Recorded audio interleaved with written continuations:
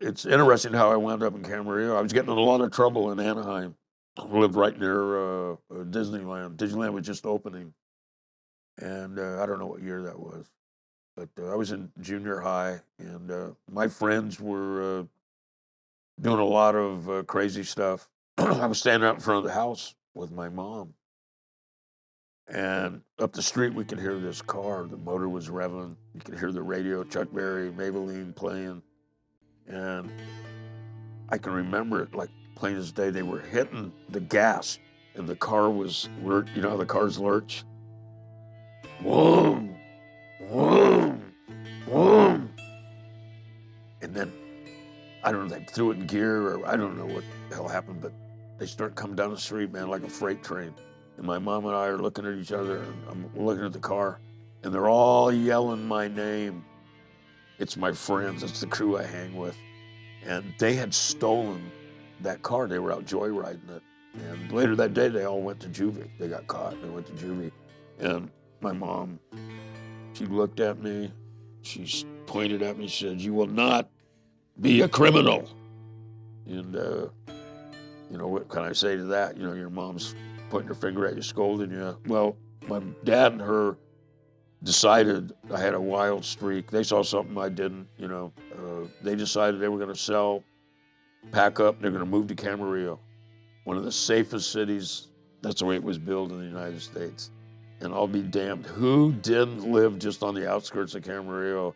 Was Dick Woods, leader of the Question Mark Motorcycle Club. But I just thought it was ironic. They moved me to the safest, it's like, don't throw me in the briar patch, Bam, I'm in the briar patch and I'm loving it. Surfing I haven't surfed in a long time, but I'm going to go back to the 60s. Surfing was very territorial. If you weren't from a particular area, you better stay the hell out. And if you didn't, you'd get pushed out. And so these guys I was hanging out with John Schomer. And how I met John was his mother worked at a restaurant my dad was cooking at. And, they introduced me, and I had this desire to surf. And John, probably 2 or 3 years older than me, I'm not sure. But John ran around with Stevie Binger, who later became, Stevie Binger was like just an incredible surfer. And it was almost like he'd accomplished so much surfing, he wasn't getting that rush anymore. So he started messing around with motorcycles. Same thing, there was another guy in Ventura named Bob Carlson that he was one of the early orphans. And Steve became a Hessian. John was such an accomplished athlete, he had been petitioned by the Dodgers to become a pitcher for them. And I remember this summer, I said, "What are you going to do, John?" And he goes, "I get a hold of him at the end of the summer." And it's a story in itself, because he called him at the end of the summer, the scout. He goes, "Okay, I'm ready now." And the scout he laughed at him.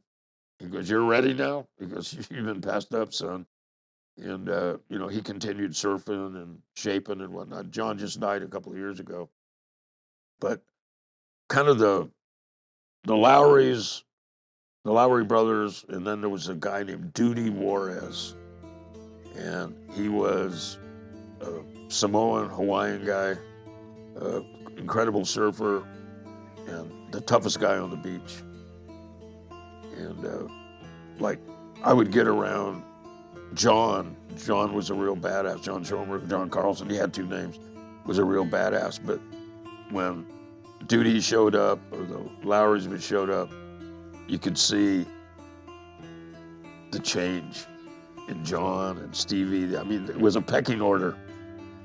So John and I are out partying. One of the sports, and some people are going to think, Jesus Christ, these guys are crazy.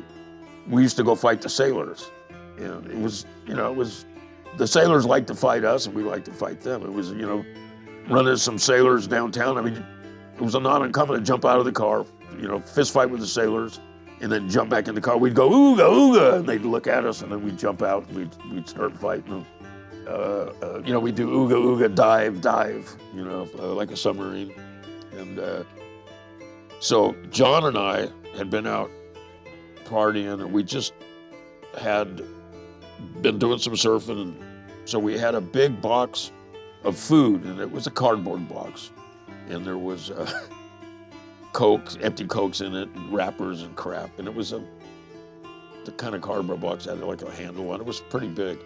So we're driving down the road, and John goes, "There's a swabby," the sailors, He goes, "Clip him in the back with that box, So I'm hanging out the thing, and I'm waiting until I get right on him, and I throw it, and I hit the guy square in the back, knock him down. So John and I, we proceed down to the beach. There's a big fire down there. We're drinking white port and lemon juice. I don't know if you ever heard of that. You take white port, you squeeze lemon juice in it. Frank Zappa did a song about it. And so we're drinking white port and lemon juice around the fire. And who comes on the beach? Duty Juarez is on the beach, and he's pissed. And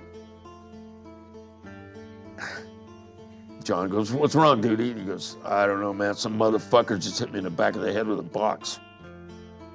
And John's looking at me, and he's going like this. And I'm like, do I confess to Duty? Or, I'm like ready, like Duty's the priest, I'm gonna make my confession. John's going, "No." And so people start laughing. And one of the guys goes, "How could you miss that head? You got a big fucking head, Duty." Duty had like a big old head, And so Duty says, "Hey, fuck you, man." And then they started arguing. Duty's ready for a fight. And so him and this guy, it's been years and years, man. I was a kid. They start fighting, and Duty beats him up for calling him a big head.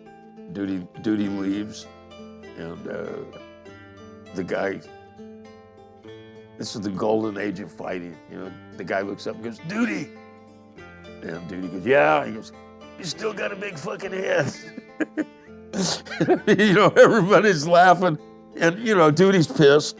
But I don't know how much of it was an act. I don't know. I mean, he just kicked the guy's ass. And Duty was still king of the beach, but I hit him in the back of the fucking head with a cardboard box. And, John afterwards goes, "God damn, he would have fucked us both up, man." He goes, "He probably would have fucked me up more than you." Because I was a kid, probably 13 or 14 years old, maybe. And that, that's my exposure. But, some people may go, it's crazy. But I tell you, it's better than taking a gun and driving by somebody's pad and shooting at it, I mean, we were outlaws, we were rebels. I wasn't a bad kid, but I was running with a fast crowd, I gravitated towards the people that other parents were like, "Oh my God, they're hanging out with I became good friends with a guy named David Brown, who became a prominent figure in the question marks. I had been to elementary school with a guy named Paul Hibbets, who became Animal from Oakland, very famous Hell's Angel. Another question mark, roots guy. So, I had these people, it was we were very tight and close. Animal used to cheat off of my wife Cheryl's test answers. She would turn the thing so Animal, and she'd pull her hand away and he could see, and then she'd do the next one, and they had some little signal or something. But I mean, so I had these outlaw roots, and I had my cousin Chrissy Alexakis and Patty Alexakis. And Chrissy Alexakis and Patty, Chrissy seemed to get all the attention, but I thought Patty was just as attractive and very intellectual, very cool. And my first wife, Cheryl, was in that whole little crew. And this guy was picking on the girls. And Chrissy came to me and said, "Hey, this guy's a bully, man. He's saying really provocative things, which, like, maybe by today's standards are ridiculous. You know, what are you on the rag today? It's things like that." And the girls were offended. So Chrissy goes, "My cousin's George Christie, and he's a badass. We'll go tell George." And before that, like, Cheryl, my wife, I mean, she wouldn't talk to me because of my reputation. I had a reputation around there. I had a 1953 Ford station wagon. This was when I was my surfing days. And anybody that got in my car would sign the headline. The headliner in the car, I would have anybody sign it. So I had all these girls' names in the headliner. And there was all kinds of when it was really going on. I had a station wagon with a mattress in the back. And so I was a bad boy. You had to stay away from the bad boy. But Chrissy came to me. She said, Cousin George, you got to help me out. This guy just won't lay off. And so I went to him and talked to him. I said, "Hey, look, man." And, the usual George Christie negotiation. I said, "Look, you just need to leave her alone. Everything's cool." And he, like, really drew me in. He goes, "Oh, okay, yeah, we can do that." And I thought everything was cool, and I turned to walk away, and he clocked me right in the cheek. And I just went ballistic on the guy. It had been raining, and there was a puddle of water there, and I stuck his head in the water, and I was like, I don't think I would have drowned him, but I don't know. I was pretty mad. And, he was kind of a football soch guy, I guess you'd call him. And I beat the shit out of him and, wound up kind of liking that little girl, Cheryl. And, I wound up marrying her from high school. Bullies, man. I don't like bullies, One of the things that aggravated me was when you're overweight, the same people that ridiculed me now that I'd trimmed down and I was dressing cool, and now they suddenly want to be my friend. And you know what? I didn't have any fucking time for them. And so, I mean, these are all things that shaped my life. It's like I caused problems, disruptions in classes with my comic antics. The truant officer got mad at us, and me and Willie Compton, who I'm probably not even alive anymore. He was a wild man. They're going to take us home. We got in trouble at school. So there's only one car that's available, the driver's ed car. Now, the driver's ed car has a set of pedals on the opposite side. So we're on the freeway, we're getting ready to go home. Willie looks at me, winks, slams the brakes, man. The car's like, and the truant officer's going crazy. I still remember his name, Mr. Johnstone. And then he'd stop, and he'd go, "Okay, I'm sorry, Mr. Johnstone, I'm not going to do it anymore." Do it again. He did it 4 or 5 times. So, that's the kind of shit I did in high school. I didn't rob people. I didn't want to intentionally hurt anybody. I was out for a good time. In high school, I took a IQ test, and I got accused of cheating on it, that I had the answer book. And, the perception was, I go into the office, and the perception was that I'm so stupid that I couldn't, how could you get these grades without the answers? So my parents were there, and they were confronting me. I was so pissed, and my mom and dad weren't backing me up, and then finally my mom said, "Hey, look, my son said he didn't cheat. He didn't cheat. He's a smart boy. Just because he's getting C's and D's, he doesn't like it. He said he don't like school, doesn't pay attention." I just couldn't focus on what they were teaching me. And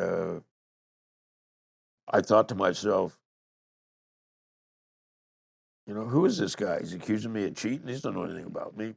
And so I left that meeting with no apology. And I thought to myself,